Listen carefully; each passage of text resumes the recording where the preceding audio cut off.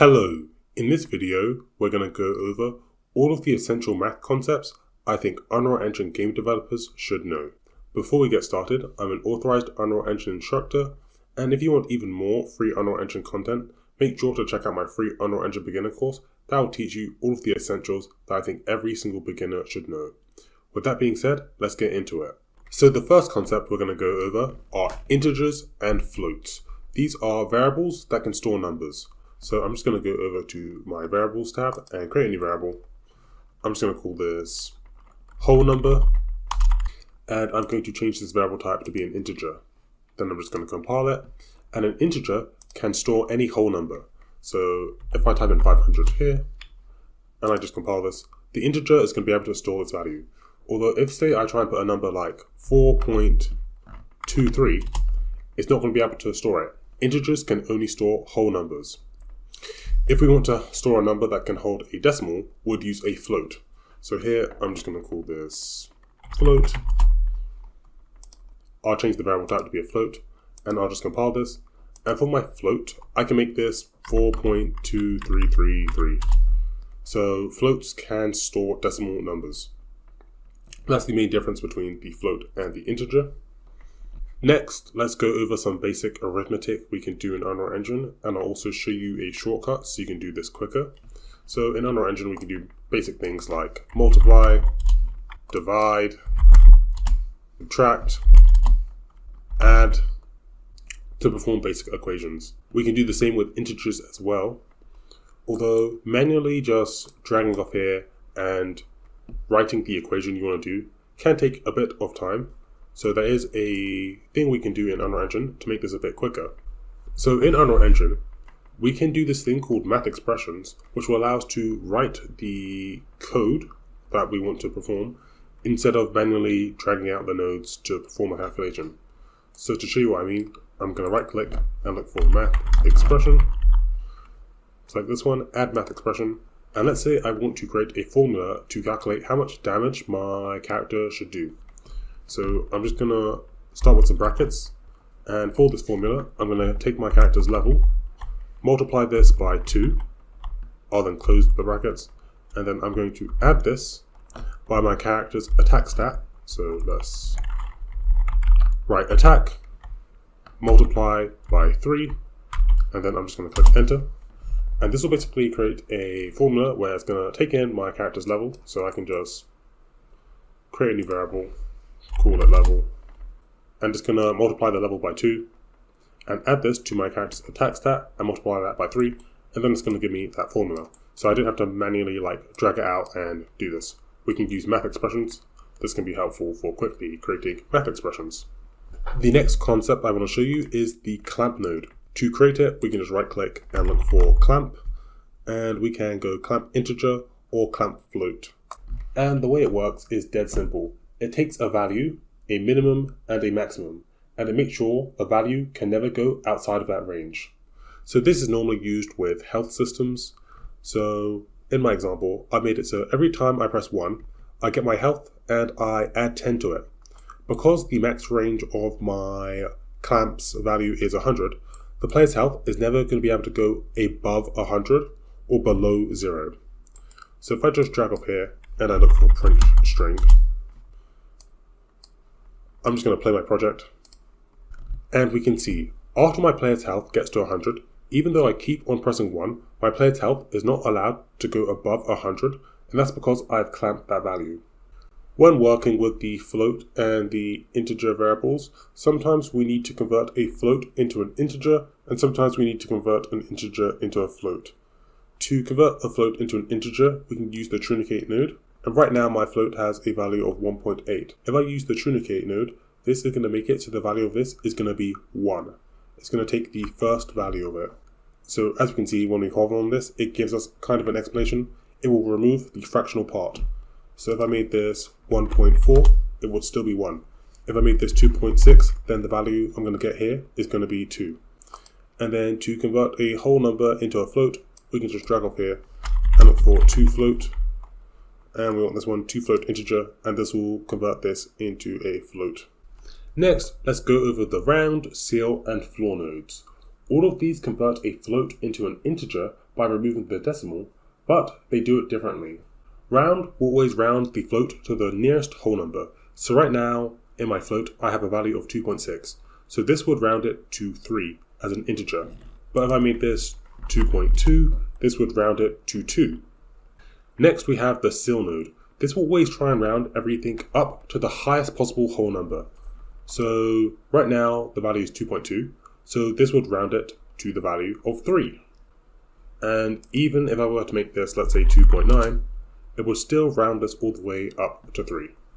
Then we have floor. This will try and round something down to the lowest number. So right now the value of this is 2.9. If I put this through the floor, the value of this is going to be 2. Same if I were to put this to 2.2. It's always going to try and round it down to the nearest whole number. Hello, the next math concept we're going to go over is the absolute node. And I've made a little example to help showcase it. So in my level, I have just added this checkpoint. And I basically event tick every frame. I check where my player is and where this checkpoint is, and I just subtract where it is in the x-axis to see how far away I am from it. So if I just play my game, right now I am negative 260 units away from this cube in the x-axis. If I move further away, then the distance will increase, and if I move past it, then the value will become positive.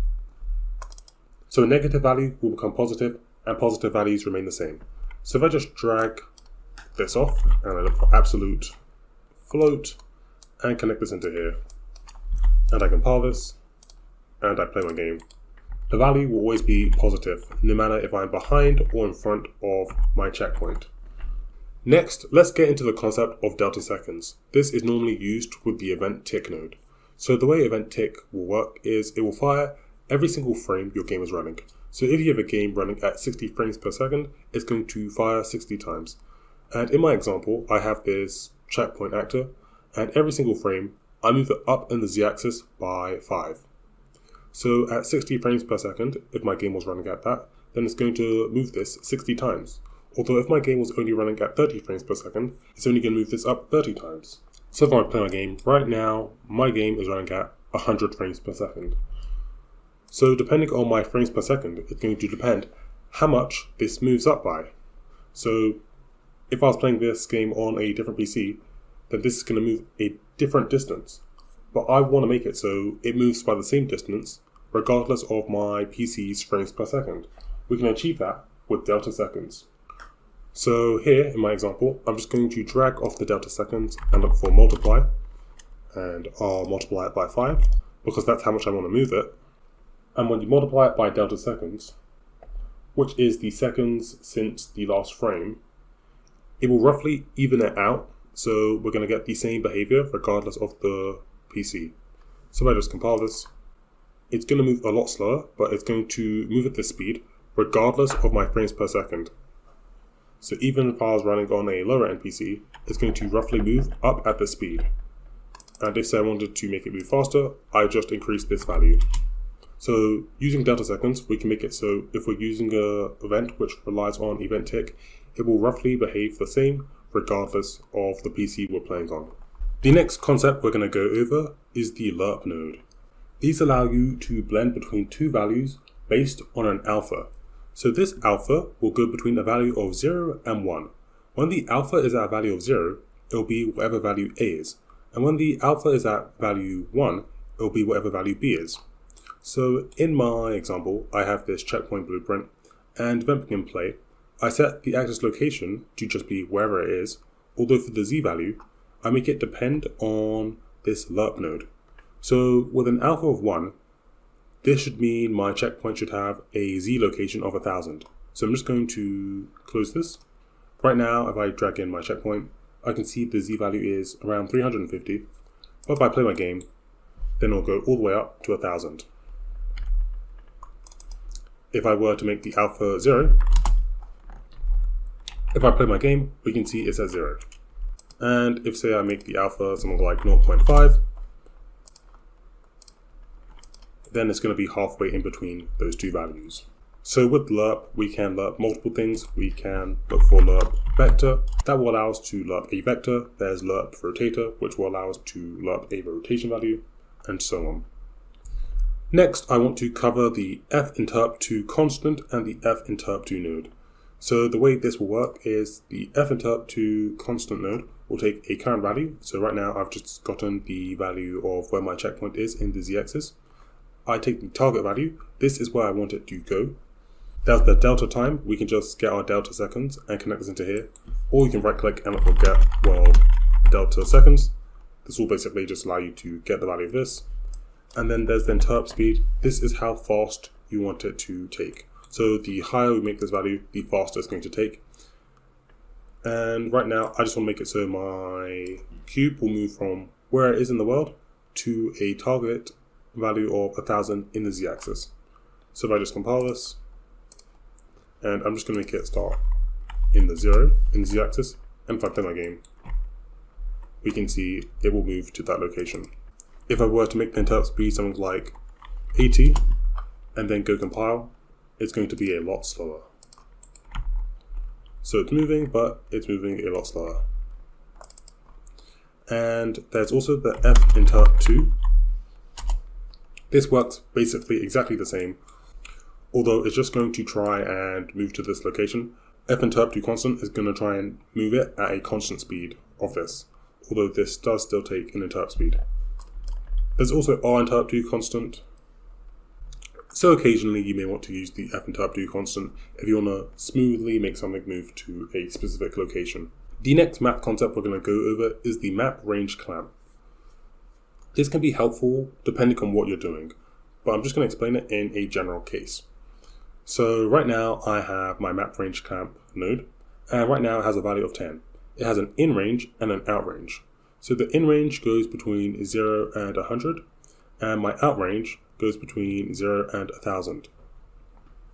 So right now my value is 10, and what this is going to do is it's going to keep the output inside of the out range, even if the input goes outside in range. So my value is 10, although it's going to basically try and extrapolate this and apply this to the out range.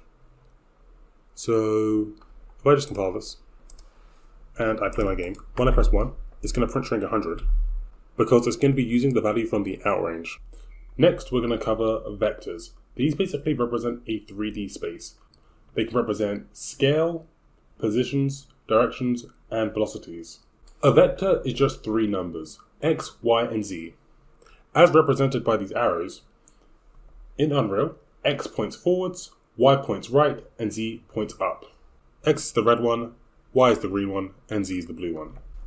With vectors in Unreal Engine, there's this helpful node called vector length, which basically allows you to see the distance between 2 vectors. So, as an example, I've just gotten my actor's location.